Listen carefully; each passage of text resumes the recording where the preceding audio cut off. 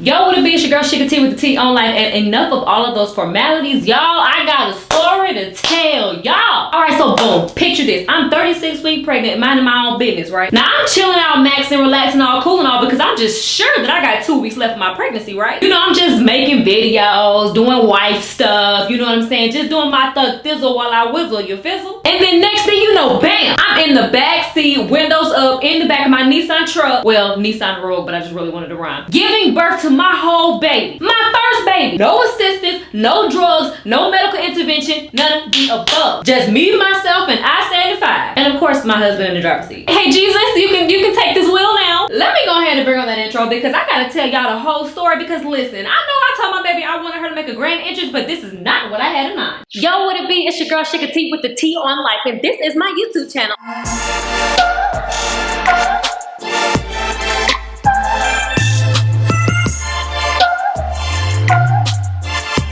All right, let me go ahead and get comfortable because listen, I gotta get y'all the tea because it is hot, okay? All right, so March 24th around 2:45 p.m. my water broke. But listen, I ain't know my water had broke. I thought it was just like discharge or something, right? I didn't feel anything immediately. I was just like, oh, okay. So I had like a couple gushes, but I was just like, I don't know. It probably ain't nothing special. I was actually on the phone with my friend at the time and I was like, girl, I don't know. This might be, I don't know. It ain't what I think it is. Let me just go ahead. I wasn't tripping because I had a midwife appointment at 4:00 p.m. Anywho, go about my day. Time for me to get to my appointment, right? I had texted my husband. I was like, so, no need to be alarmed or whatever, but I think, you know, maybe my water could have broke. I don't know what it is, but I'm pretty sure it's not that, but just didn't want to alarm me. He was alarmed. So I get to my appointment, right? And as soon as I sit on her chair, all of a sudden I see a puddle. I'm like, wait a minute, discharge don't do that now. So I had her check. I said, hey, could you check this because I'm sorry I left a puddle on your chair, but this isn't discharge, right? So she checked me and she says, oh, that's actually amniotic fluid. Your water broke. I said, oh. So you mean to tell me that she's gonna come today? Like soon, like now? And she was like, yeah, she might be here by the end of the night.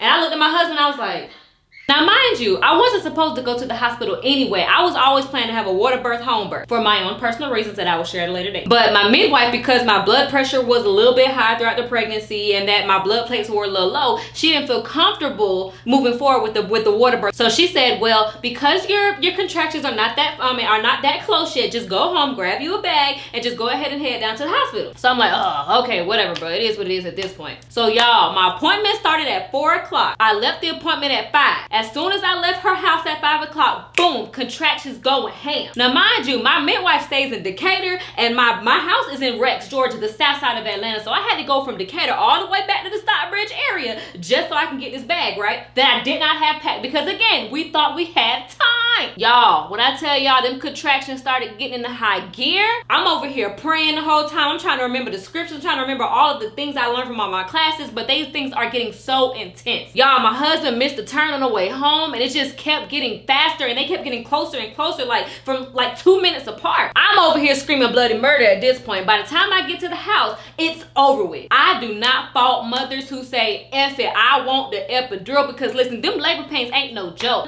We had a little air mattress out in the living room because we had slept on the night before, and y'all, I was on that thing screaming bloody murder, and then on top of that, I had to pee. So I was like, maybe if I pee, it'll be better and all the things, but no, that wasn't better. My poor husband, he didn't know what to do. He was just running around like a chicken with his head cut off. He didn't know what to put in the bag. I'm over here screaming bloody murder. I'm like, oh my gosh, come over here, rub my bag, squeeze it. No, don't squeeze me, leave me alone. All these things. It was just utter chaos. Okay, so now it's time to actually go, but y'all, I can't walk. I'm over here like tripping, right? Finally get in the car. I'm over here. I cannot take it. Like, it is getting intense. Like, I'm like, bro, pull over. Let's do this. Take me to the closest hospital. I'm so thankful that my husband did not listen to me because he knew exactly what I wanted. He knew I did not want to give birth in a hospital, and he knew I didn't want to go to a certain hospital that we were going to go to. Now, mind y'all, again, I'm coming from Stockbridge, Rex, Georgia, around that area, going all the way to Emory in Midtown on Thursday in Atlanta traffic at 5:30 p.m. Y'all know how it is in Atlanta. So y'all, here come the interesting part. I'm in the back seat of the car. I'm hugging the seat like this here, right? I'm hugging it.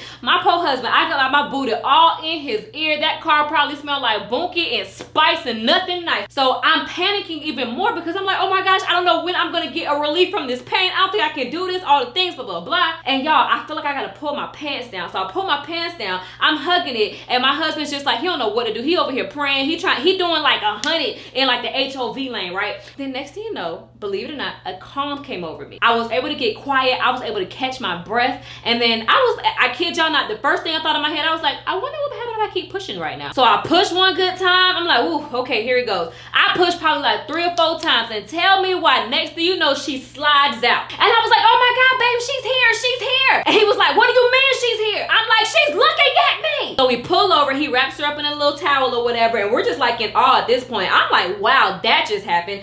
The umbilical cord is still hanging, and I'm like on the seat like this, holding her, right? I'm holding her like this the whole time, and we still like 4 exits away. But I'm like, shoot, we might as well take our time now because she here. I ain't in pain no more. Let's do this. So we finally get to the hospital. We pull up, and my husband yells out the window, hey, we just had a baby a little bit. Can y'all come help us? So the nurses came out, y'all. It was literally something like the movies. They came out, cut my umbilical cord, and then next thing you know, they come out, put me on the stretcher, and then y'all, they clap for me as I rolled through the hospital doors. I'm like, are you kidding me? My first child, this is how you decided to come into the world, sis? Thank God there was nothing wrong with it, because listen, I didn't know what was going on, because beforehand they told me she was positioned kind of funny. Then they said that they wanted to make sure that she wasn't breached. Then it was just so much, like the cord couldn't wrap around her head. Like, y'all, that was nothing but God. But she came out absolutely perfect, came out wide-eyed, all her fingers, all her toes, and she barely missed NICU by like an ounce. Born at 4 pounds 7 ounces. Crazy thing is, like, I told God I wanted a supernatural pregnancy. I told him I wanted a pregnancy that would give him the glory, but this was not what I had in mind. Like, y'all, when I tell y'all, when I was in the backseat of that car, I really felt like the Holy Spirit is what just sat on me. Like, it was so much peace, because pushing her out pushing her hurt, y'all, but it was nothing like the labor. Like, I felt empowered as I do it. Low key, it kind of felt good. It was so crazy, y'all. Like, I gave birth to my child on I-75 around 6 o'clock. From the time my labor and my delivery actually happened, it was literally nothing but an hour and a half. It seemed like it was longer than that, but it was literally like an hour and a half. And the crazy thing is, during that whole week, I felt like something crazy was gonna happen, because people kept telling me, you know, I just hope she doesn't come this week, or that'd be crazy if she happens soon. She's not gonna last all the way till April. And I'm over here rebuking everybody like, the blood, the blood, the blood. And believe it or not, my worst fear was to give birth in the back of a car. And guess what? I gave birth in the back of the car. Like, I don't know why God felt the need to call me on my bluff, but you know, whatever. I mean, I did tell him I wanted a straight physiological birth. I didn't want no type of medical intervention and all the things. And guess what? I guess I got the birth I wanted. When I got to the hospital, all they did was, you know, tie me up because I tore just a little bit. But other than that, like, we here, we in there. If I ain't learned nothing else from my pregnancy, I learned 2 things. Always be prepared. Prior preparation prevents piss poor performance. And number 2, glean on God. Keep him involved from the rooter to the tutor, like my nana like to say. You know, people look at my story and they say, you're a rock star and you're a superwoman, all the things. Y'all, that was none but the grace of God, okay? There was no way that you could have told me, somebody as anxious as I can be and all the things, that I was gonna give birth in the back of a freaking car. There was no way you could have told me that. That was nothing but God. Nothing but shoot, the Holy Spirit delivered this baby, not me. But one thing I'm so appreciative of is that I have my birth as an anchoring moment in my faith. All right, so that's it for today's video. I ain't got too much of the extra profound stuff to say. I just wanted to make sure I came back and let y'all know what was going on, so that way I can like move forward with my videos. I didn't want to come back and be like, yo, she was pregnant and now she's not pregnant. Like, what hell? And if you haven't already, please like, share, and subscribe. Add your peoples to the tribe or whatever. And remember, peace up, anxiety down.